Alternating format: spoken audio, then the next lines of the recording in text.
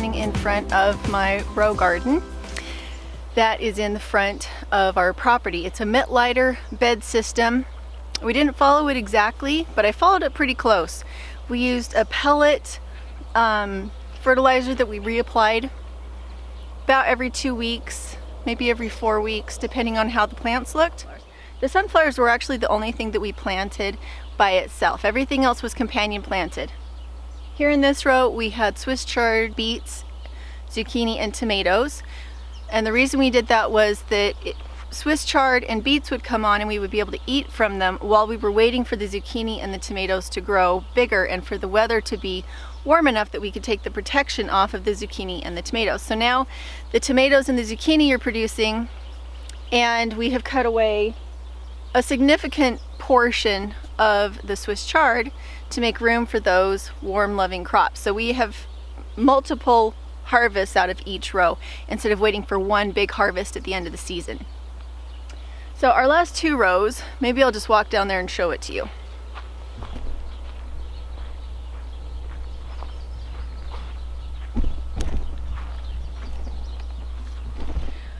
The last row is potatoes and the second to last row is corn. And both of these had their understories planted to radishes and lettuce and squash. And the reason we did that was because we planted it really, really late. It was kind of an afterthought of, well, it's not too late to plant corn, and we don't really know what will happen with the squash, but we have all this squash seed that needs to be planted. It's old. Let's just see what'll happen. We were harvesting radishes, harvesting lettuce. The potatoes overtook them. We got all of the cool season crops pulled out, and now it's just potatoes and squash. But they should already have fruit set on them. So what needs to happen now is that I actually need to come in and say this was a failure. If they don't have fruit on them by this time, they're not going to have fruit on them in time for it to be able to mature and turn into actual food. So at this point what they're doing is they're stealing nutrition from the potatoes and from the corn. The corn has set its tassels. We're going to get corn out of it, no problem. But our first frost happens in September.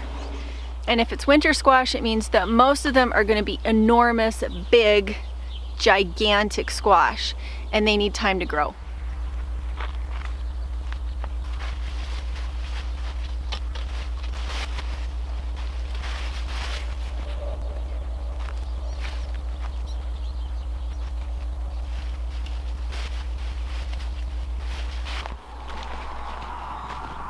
You'll see this one that I'm saving has fruit on it, but you notice it's also the one that has sunlight.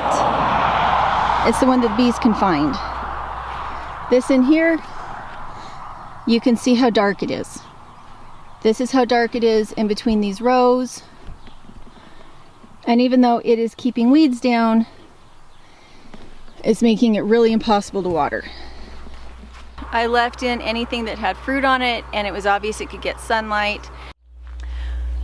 Now, if we loved squash, if we loved winter squash and we ate 4 winter squash every single week, I would probably fight harder for these squash. But we don't eat a lot of squash. We eat it occasionally, but for the most part what we grow it for is for the animals. We grow the pumpkins so that the goats have pumpkins as a warmer in the winter. We like to grow them for our pigs. We also feed them to our rabbits.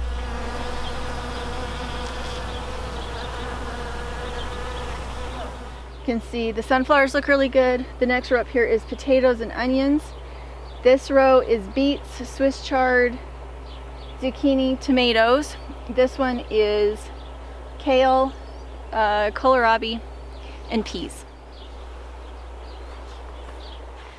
We planted really, really heavily, and you can see that it's got some grass in it, but not enough that it bothers the kale. What I do is I take the weed whacker down when I water. So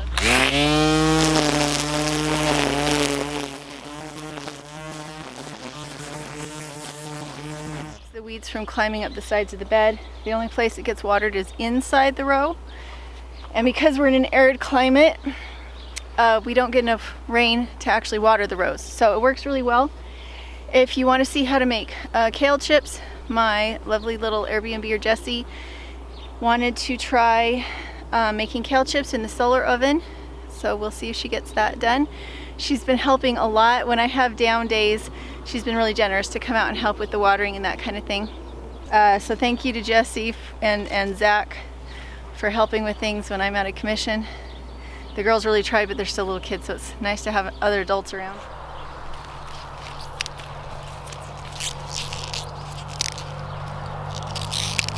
So this row has been put to bed. We took the watering system out. It was all peas and carrots.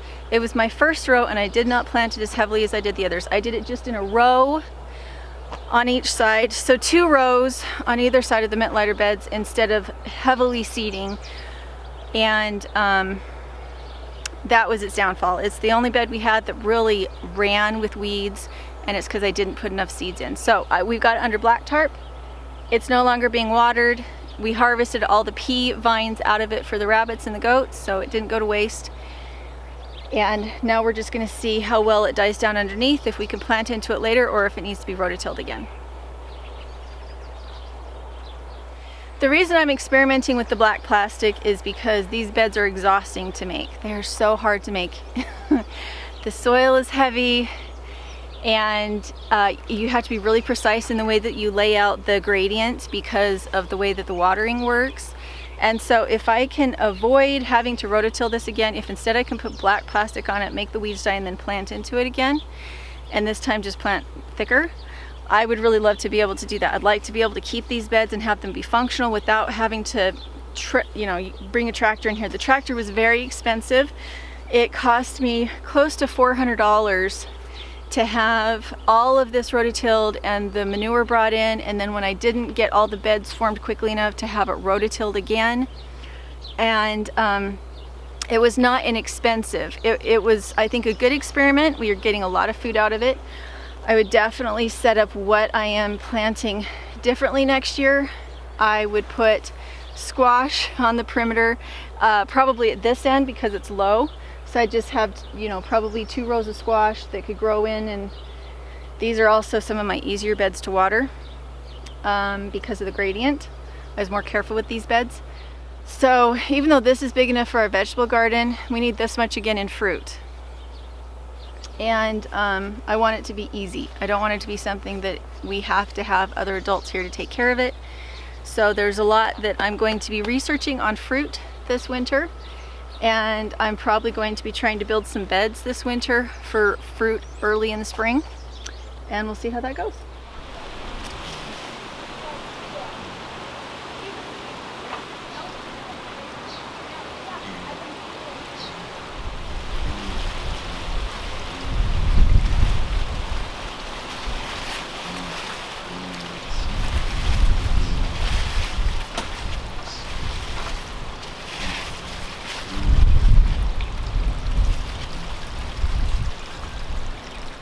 Okay, so this is a pumpkin, and it's done pretty well.